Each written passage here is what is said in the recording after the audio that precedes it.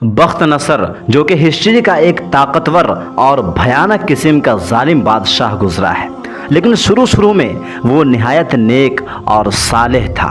हज़रत ज़करिया अलैहिस्सलाम और हज़रत याहिया अलैहिस्सलाम की निहायत इताअत और फरमाबरदारी करता था। इत्तिफाक की बात है कि उसने एक औरत से निकाह कर लिया। उस औरत के पहले शौहर से एक लड़की थी जो कि निहायत हसीन व जमील थी। जब वो लड़की बड़ी हुई और सने बुलूगत को पहुंची तो बादशाह बख्त नसर उस लड़की के हुस्न की बहार देखकर दीवाना हो गया।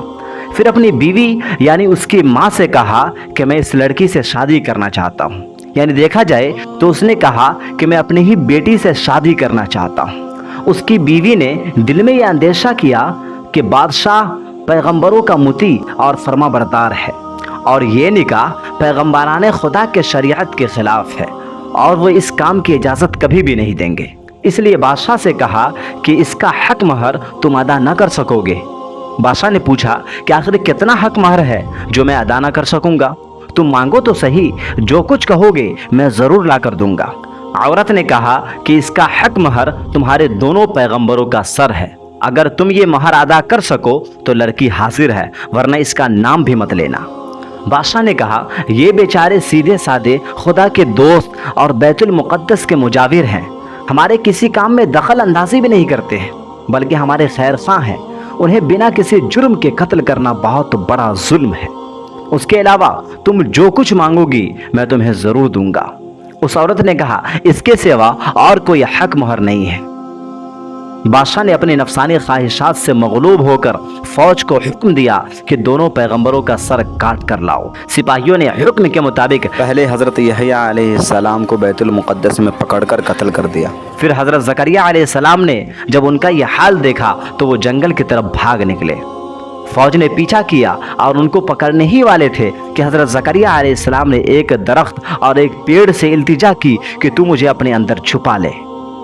अचानक पेड़ फट गया और हज़रत ज़करिया अलैहिस्सलाम उस पेड़ के अंदर समा गए और वो पेड़ बंद हो गया। अब बख्त नसर की फौज बहुत परेशान हुई कि आखिर वो कहाँ चले गए, कि अचानक शैतान ने कहा कि इस पेड़ के अंदर वो चले गए हैं। लेकिन फौजियों ने फिर कहा कि आखिर हम उनको बाहर कैसे निकालेंगे। फिर शैतान ही ने उसको आरा की तरकीब बताई। पेड़ को चीरा गया। जब आरा सर तक पहुंचा तो हज़रत ज़करिया अलैहिस्सलाम ने सिसकी सी भरी। हुक्म इलाही नाजिल हुआ कि अगर उफ भी करोगे तो पैगंबरी से खारिज कर दिए जाओगे।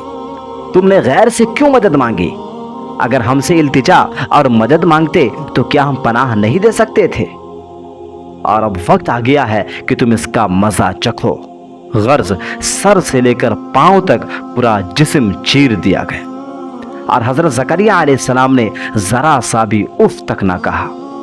जब दोनों पैगंबर को इस बेदर्दी से कत्ल कर दिया गया तो पूरे गांव पर अल्लाह का गज़ब नाजिल हुआ। चमकता हुआ दिन अंधेरे में बदल गया। फिर बादशाह बख्त नसर ने अपने खूंखार फौज को लेकर शहर में चढ़ आया और शहर के बाशिंदों को गिरफ्तार कर लिया। बख्त नसर बिल्कुल पागल सा हो गया था, क्योंकि हज़रत ज़करिया अलैहिस्सलाम का खून बंद न होता था। जब कब्र में रखते थे तो कब्र खून से लबरेज हो जाया करती थी।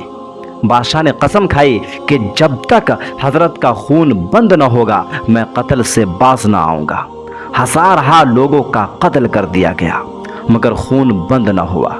ऐसे वक्त में एक शख्स हज़रत ज़करिया अलैहिस्सलाम के लाश पर आया और कहा कि तू पैगंबर है या जालिम? एक खून के बदले हज़ारों आदमी कत्ल हो चुके हैं, अब क्या पूरे दुनिया के लोगों को कत्ल कराओगे? इतना कहना था कि खून बंद हो गया।